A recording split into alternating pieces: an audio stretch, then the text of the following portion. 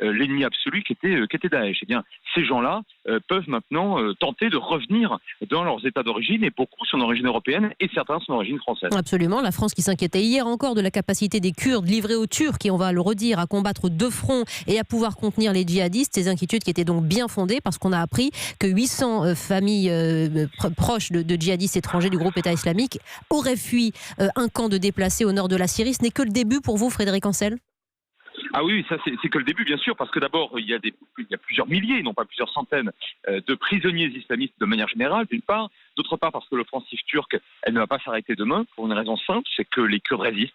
Et ils ont appris ces dernières années, face à un ennemi aussi implacable que l'État islamique, à résister. Et puis ils sont mieux dotés en armement. Donc il risque d'y avoir un enlisement turc dans la région. Or, la puissance turque, et en particulier le président Erdogan, ne peut pas se permettre un enlisement vis-à-vis de son opinion publique. Donc ça risque effectivement de frapper davantage encore ces prochaines semaines. Et par conséquent, oui, bien sûr, il y a des risques supplémentaires encore sur les camps qui sont tenus par les Kurdes et qui sont peuplés de terroristes de Daesh. Frédéric Ancel, comme l'histoire est un peu complexe, je voudrais qu'en quelques secondes on imagine ensemble en ce moment la poudrière ce soir dans le nord syrien. On a des populations kurdes qui habitent cette bande de 100 km, on est à la frontière turque, et qui ont été les alliés du monde libre, on le redit, des Américains. Ils nous ont aidés à contenir Daesh et les terroristes sur place. La Turquie veut aujourd'hui récupérer ces territoires en enlevant ses troupes sur place. Trump a donné un blanc-seing quelque part au régime d'Erdogan. Trump a démontré une fois de plus son inconséquence et son irresponsabilité. J'emploie des termes forts, mais je les emploie à escient.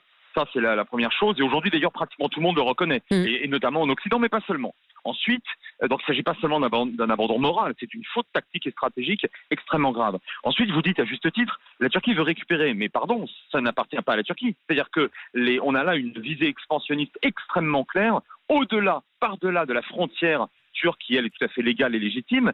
Et le problème de la Turquie, c'est son cauchemar géopolitique, c'est-à-dire que le pouvoir nationaliste ou islamo-nationaliste aujourd'hui craint comme la peste la création à terme d'une conscience nationale kurde et éventuellement d'un État kurde. Pourquoi ? Parce que dans les frontières même de la Turquie, il y a environ 20 millions de Kurdes qui pourraient un jour se prendre à vouloir créer une grande entité kurde avec leurs frères qui habitent en Irak, en Syrie et donc bien évidemment en Anatolie, c'est-à-dire en Turquie. Indépendante ou autonome, cette communauté, vous parlez de conquête, Frédéric Ancel, ça passe aussi éventuellement par une épuration ?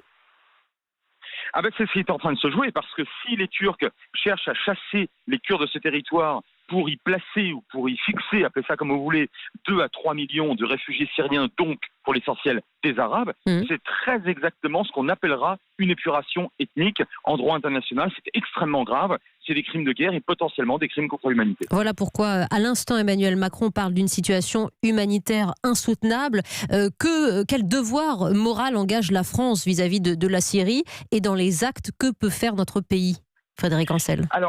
Alors, en tout cas, vis-à-vis des Kurdes, parce que la Syrie, c'est le problème, et vous mettez bien le doigt dessus, c'est qu'aujourd'hui, nous avons affaire à un État, la Syrie, dirigé par un dictateur sanguinaire, Bachar el-Assad, qui a réussi à rester au pouvoir grâce à la Russie et à l'Iran. Et là, en ce moment, ça se joue, en dépit de sa volonté. De toute façon, ces troupes ne sont pas actuellement sur ce théâtre d'opération. En revanche, Damas envoie des troupes à l'instant face à l'offensive turque. On l'apprend d'un média d'État.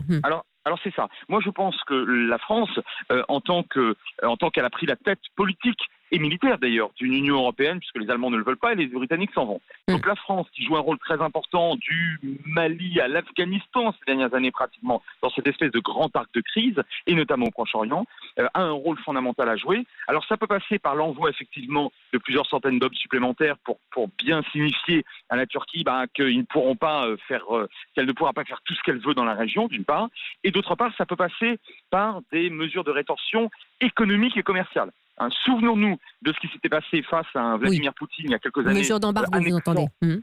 Annexant indûment la Crimée. Eh bien, après tout, si l'Union européenne réussit à être relativement unie sur cette question-là, on pourrait parfaitement imaginer des mesures de rétorsion économique extrêmement dures contre la Turquie. Merci Frédéric Ancel d'avoir réagi à cette actualité plus qu'à chaud, alors qu'on apprend il y a quelques minutes qu'Emmanuel Macron réunit ce soir un conseil restreint de défense, car la situation est terrible et dramatique pour les populations kurdes qui se battent aujourd'hui face à l'offensive turque. Merci Frédéric Ancel.